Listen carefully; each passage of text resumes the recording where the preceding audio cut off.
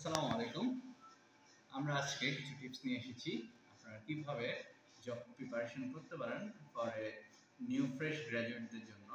তো জব প্রিপারেশনের জন্য আপনার প্রথমত আপনাকে চুজ করতে হবে আপনি কোন ফিল্ডে যেতে চান, আপনার ইন্টারেস্ট কোন বিষয়ে সেই জিনিসটা আগে আপনি চয়েস করবেন।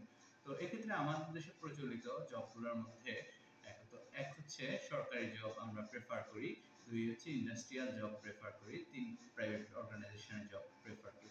তো সরকারি জবের ক্ষেত্রে যেটা করতে হবে আমাদেরকে প্রথম থেকে আমাদের যেই ফিল্ডে আমরা বিসিএস বলি বা যে প্যাটার্নের পরীক্ষাগুলো দিতে চাই ব্যাংক বলি সেই অনুযায়ী আমরা প্রিপারেশন নিতে থাকবো।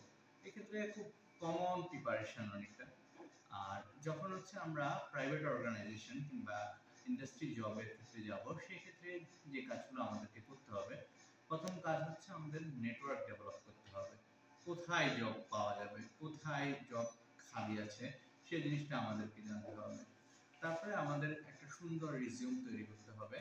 সেখানে আমাদের ইনক্লুডেড আমাদের স্কিল থেকে শুরু করে আমাদের একাডেমিক কোয়ালিফিকেশন শুরু করে সবকিছু ইনক্লুডেড থাকবে। এরপরে যে জিনিসটা খুব ইম্পর্টেন্ট সেটা হচ্ছে আমরা যে ইন্ডাস্ট্রিতে বা যে ফিল্ডে কাজ করব সেই ইন্ডাস্ট্রি বিহাইন্ডে আমাদের যে ওদের যে কাজ, যে বিষয়ে হচ্ছে ওদের ইন্টারেস্ট, যে বিষয়ে ওদের প্রোডাক্ট, সেই বিষয় থেকে আমরা বিস্তারিত জানবো এবং বিস্তারিত প্রিপারেশন নিয়ে আমরা হচ্ছে জব ফেস করতে যাব। আর জব ফেস করার ক্ষেত্রে যখন জব জব ইন্টারভিউতে যখন আমরা যাব তখন খুব ইম্পর্টেন্ট হচ্ছে যে আমাদের অ্যাপ্রোচ, আমরা কিভাবে কথা বলবো। এখানে আমার হয়তো একাডেমিক কোয়ালিফিকেশন খুব ভালো হতে পারে, কিন্তু সেটা ওই কোম্পানির জন্য কতটুকু দরকার সেটা খুবই ইম্পর্টেন্ট। ওই কোম্পানি কিন্তু আমার একাডেমিক কোয়ালিফিকেশন দেখবে না, সেই কোম্পানি দেখবে যে আমার তাকে প্রয়োজন কিনা। তো আমি যখন জব ইন্টারভিউতে যাব তখন আমাকে বোঝাতে হবে যে তার আমাকে কতটা দরকার, আমি তার এই কাজের জন্য কতটা গুরুত্বপূর্ণ সেটাই আমাকে তুলে ধরতে হবে।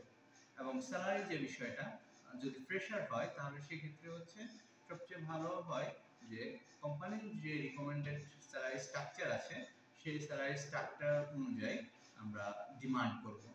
এক্ষেত্রে তাহলে খুব সহজে আমাদের প্রথম জবটা হয়ে যাবে। এর পরবর্তীতে যখন আমাদের এক্সপিরিয়েন্স গেদার হয়ে যাবে তখন হচ্ছে আমরা সুইচ করতে পারবো, আমাদের যেখানে প্রয়োজন সেখানে আমরা যেতে পারবো। আশা করি সবাই ভালো লাগবে। ধন্যবাদ জানাচ্ছি।